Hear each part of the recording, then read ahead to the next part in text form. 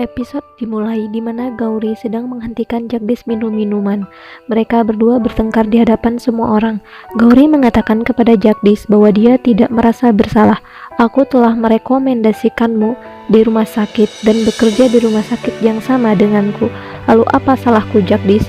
Jagdish mengatakan, kau telah memanipulasiku. Aku telah mendapatkan tawaran yang sangat bagus untuk bekerja di Bangalore. Namun apa yang kau lakukan? Alih-alih mencarikan pekerjaan, namun kau menjadikan aku hanya asistenmu saja di rumah sakit yang sama, agar aku bisa tinggal di Mumbai dan terus bersamamu. Semua orang terus memperhatikan mereka yang sedang bertengkar. Kemudian manajer mengatakan, jika kalian tidak mau pergi, maka aku akan memanggilkan polisi untuk menghentikan kalian berdua. Lalu Gauri pun pergi dari sana. Di sisi lain, nenek pergi ke kuil dan meminta pendeta untuk mendoakan saudaranya yang sedang sakit. Dia mengatakan bahwa dia berasal dari Jaitsar. Setelah itu dia pun kembali secepat mungkin karena harus merayakan ulang tahun Shiv. Sementara seorang wanita di kuil mendekati nenek. Ia bertanya kepada nenek apakah dia mengenal Shivraj Shekhar. Nenek mengatakan, aku sangat mengenalnya. Lalu wanita itu mengungkapkan bahwa lamaran Shiv telah disarankan untuk putrinya. Nenek sangat terkejut mendengar itu. Wanita tersebut bertanya tentang Shiv kepada nenek. Nenek mengatakan bahwa Shiv adalah pria yang sangat baik, namun dia sangat pemarah dan menggambarkan Shiv seperti monster agar wanita itu menjadi takut. Wanita itu pun menjadi takut tentang Shiv. Nenek mengatakan bahwa Shiv tidak menyukai siapapun yang menentangnya.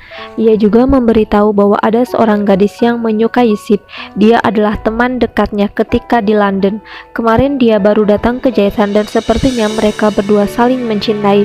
Wanita tersebut menjadi sangat bingung dengan semua penjelasan nenek.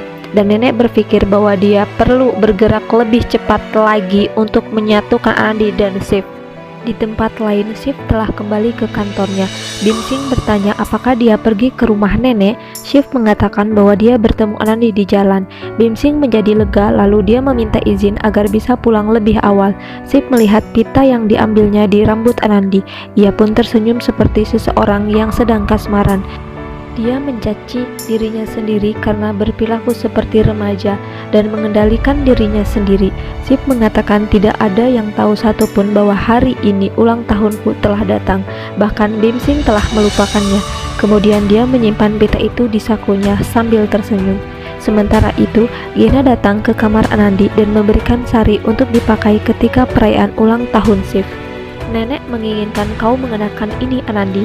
Anandi setuju. Byron dan Vasan berdiskusi tentang Shiv dan Anandi dan bertanya apa yang akan dilakukan nenek untuk mereka. Ketika itu, Anandi datang ke sana dengan rambut terurai di atas bahunya dan menggunakan sari yang sangat indah. Semua orang mengagumi Anandi dengan kecantikannya. Saat itu, wawancara Anandi di luar kantor polisi dengan Shiv diputar di televisi. Semua orang melihatnya, bahkan Jagdish dan Gauri juga melihat tayangan itu.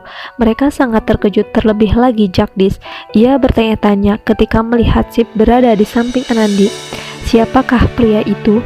Reporter mulai membicarakan tentang Shiv dan Anandi yang memiliki prestasi sangat banyak di Jaitsar. Mereka berdua telah melakukan banyak hal di Jaitsar. Jagdish lalu mematikan televisi. Gauri bertanya mengapa kau mematikannya, Jagdish? Apakah kau tidak suka bahwa Anandi sekarang sudah terkenal? Aku sangat terkejut melihat Anandi yang telah melakukan banyak prestasi untuk Jaitsar dan dia membuat kemajuan di desaku. Tapi apa yang aku lakukan di sini? Aku tidak melakukan apapun, bahkan aku tidak memiliki prestasi seperti Anandi. Gauri bertanya, apa kau cemburu kepada Anandi? Jagdish mengatakan bahwa kaulah yang cemburu dan kau yang menyebabkan aku seperti ini.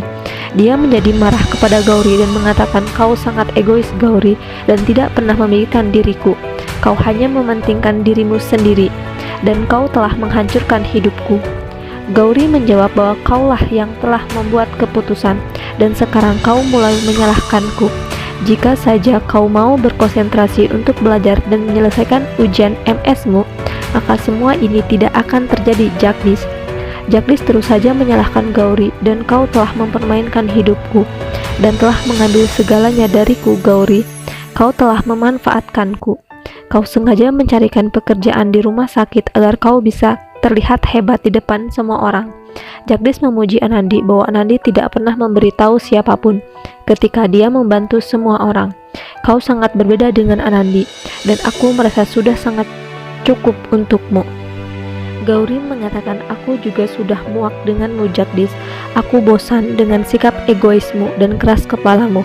Gauri menjadi semakin marah kepada Jagdis dan mengatakan seharusnya aku sebagai istri tidak perlu bekerja keras untuk menghidupi kehidupanku. Kaulah yang harus bertanggung jawab atas diriku. Namun apa yang kau lakukan malah sebaliknya. Gauri mengatakan bahwa Jagdis adalah orang yang sangat tidak berguna. Jagdis merasa sangat frustasi dan depresi atas segala yang terjadi pada dirinya.